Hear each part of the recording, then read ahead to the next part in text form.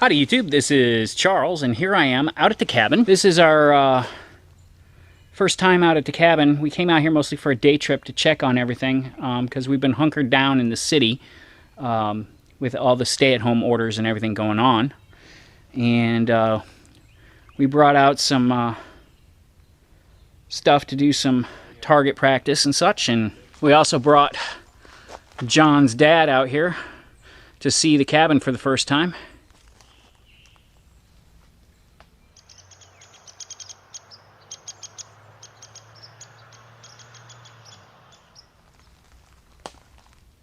And everything seems pretty copacetic, so what we're going to do is we're going to go ahead and head down to the lake so John's dad can see the lake. And then, you know, thankfully he came with us because we were able to get one of our deer stands moved. And that made it a whole lot easier. So we're just popping in real quick. We're still alive. We still have the tiny house.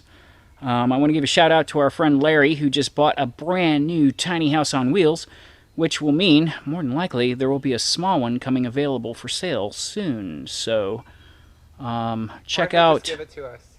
Yeah, he could just give it to us. Hey, hey. All right, so catch you later.